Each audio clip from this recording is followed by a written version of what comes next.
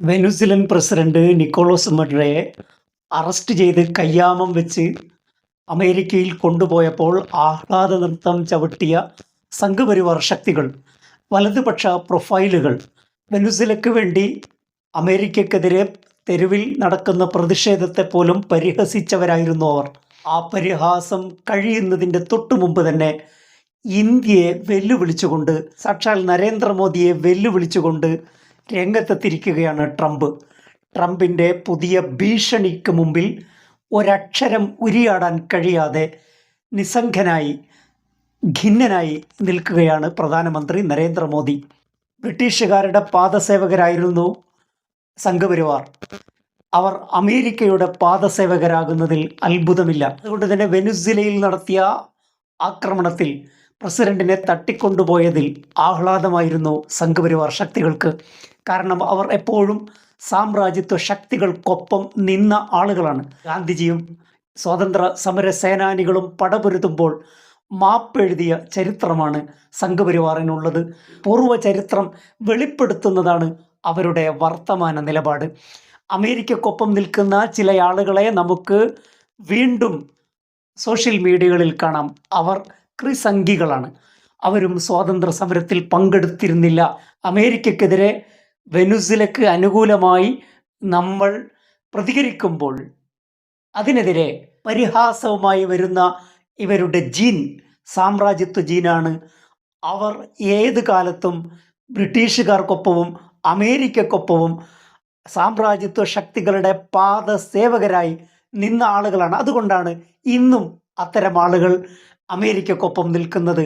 മറ്റൊരു രാജ്യത്തിൻ്റെ പരമാധികാരത്തിൽ ഇടപെട്ടുകൊണ്ട് അമേരിക്ക പ്രവർത്തിക്കുമ്പോൾ അതിനെതിരെ ശബ്ദിക്കുന്നത് ദേശസ്നേഹികളായിരിക്കും. കാരണം സ്വാതന്ത്ര്യം തന്നെ അമൃതം, പാരതന്ത്ര്യം മാനികൾക്ക് മൃതിയേക്കാൾ ഭയാനകം. പാരതന്ത്ര്യത്തിൽ കഴിയുന്നത്, മറ്റുള്ളവരുടെ ആധിപത്യത്തിന് കീഴിൽ കഴിയുന്നത് മാനികളായ ദേശസ്നേഹികൾക്ക് മൃതിയേക്കാൾ ഭയാനകം, ആത്മഹത്യാപരമായിരിക്കും. പക്ഷേ ഇവർക്കത് പ്രശ്നമല്ല. എന്നാൽ അതേ സംഘപരിവാറിനെ വെല്ലുവിളിച്ചുകൊണ്ട്, നരേന്ദ്രമോദിയെ വെല്ലുവിളിച്ചുകൊണ്ട് ട്രംപ് രംഗത്ത് വരുന്നു. റഷ്യയുമായുള്ള ഇടപാടുകൾ കുറച്ചിട്ടില്ലെങ്കിൽ ഇനിയും താരിഫ് കൂട്ടുമെന്നാണ് ട്രംപ് ഭീഷണിപ്പെടുത്തുന്നത്. അക്ഷരം മറുപടി നൽകാൻ കഴിയാതെ ഭയന്നു നിൽക്കുകയാണ് നരേന്ദ്രമോദിയും BJP സർക്കാരും. ഇന്ത്യയുടെ ആത്മാഭിമാനത്തെ മുറിപ്പെടുത്തുന്ന രീതിയിൽ വലിയ ആക്രമണം ട്രംപിൻ്റെ ഭാഗത്തുനിന്നുണ്ടാകുമ്പോഴും മൃദു സമീപനം സ്വീകരിക്കുകയാണ് സംഘപരിവാറും നരേന്ദ്രമോദിയും. എവിടെ നരേന്ദ്രമോദിയുടെ നെഞ്ചുറപ്പ്? ട്രംപിന് ആർജവത്തോടെ ഒരു മറുപടി കൊടുക്കാൻ എന്തുകൊണ്ട് BJPക്ക് സാധിക്കുന്നില്ല? എന്തുകൊണ്ട് നരേന്ദ്രമോദിക്ക് സാധിക്കുന്നില്ല?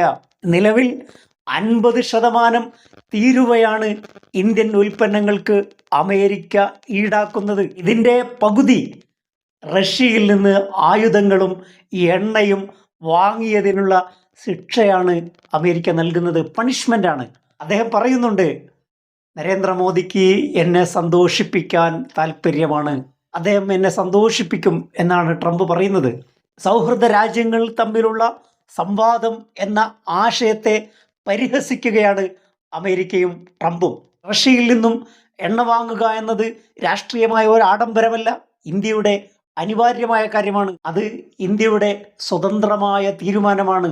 സ്വയം നിർണയാവകാശത്തെയാണ് ചോദ്യം ചെയ്യുന്നത്. ഇന്ത്യയും അമേരിക്കയും തമ്മിലുള്ള ബന്ധം എന്താണ്? ആ വ്യാപാര ബന്ധത്തെ ഡിപ്ലോമാറ്റിക് ഭാഷയിൽ പറയുന്നത് സ്ട്രാറ്റജിക് പാർട്ട്നേഴ്സ് എന്നാണ്. തന്ത്രപ്രധാന പങ്കാളിത്തമാണ്. ഇന്ന് അസന്തുലിതമായ അധികാര ബന്ധമായി അത് മാറിയിരിക്കുകയാണ്. വ്യാപാര പങ്കാളിയോട് അധികാര സ്വരത്തിലാണ് ട്രംപ് സംസാരിച്ചു കൊണ്ടിരിക്കുന്നത്. ഓപ്പറേഷൻ സിന്ദൂറിന് ശേഷമുണ്ടായ ഇന്ത്യ പാകിസ്ഥാൻ യുദ്ധം താനാണ് അവസാനിപ്പിച്ചത് എന്ന് പബ്ലിക്കായി 20 തവണ ഡൊണാൾഡ് ട്രംപ് പ്രസ്താവന ഇറക്കി. 20 പ്രാവശ്യം.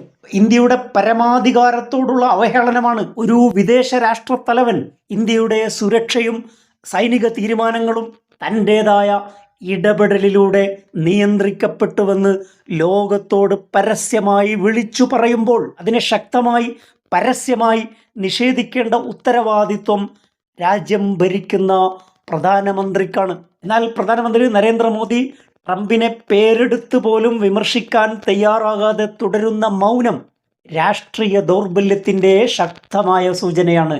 ഇത് രാജ്യത്തിന് അപമാനകരമാണ്. ഇന്ത്യ ഒരു ഘട്ടത്തിലും മൂന്നാം കക്ഷിയുടെ മുമ്പിൽ അടിയറവ് പറഞ്ഞിട്ടില്ല. ഇന്ത്യ ഒരു സ്വതന്ത്ര പരമാധികാര റിപ്പബ്ലിക്കാണ്. ഇത് നെഹ്റുവിൻ്റെ ഇന്ത്യയാണ്.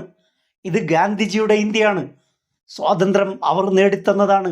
രാജ്യത്തിൻ്റെ പരമാധികാരവും സ്വാതന്ത്ര്യവും ട്രംപിന് മുമ്പിൽ അടിയറവ് വെക്കുന്നത് രാഷ്ട്രീയ ഭീരുത്വമാണ്. ട്രംപ് വെനുസിലൻ പ്രസിഡന്റിനെ റാഞ്ചിക്കൊണ്ടുപോയപ്പോൾ ആഹ്ലാദത്തിലായിരുന്ന സംഘപരിവാർ ശക്തികൾ കമൻറ്റിലൂടെ ഈ വിഷയത്തിൽ നിങ്ങളുടെ പ്രതികരണം അറിയിക്കണമെന്ന് അപേക്ഷിക്കുന്നു.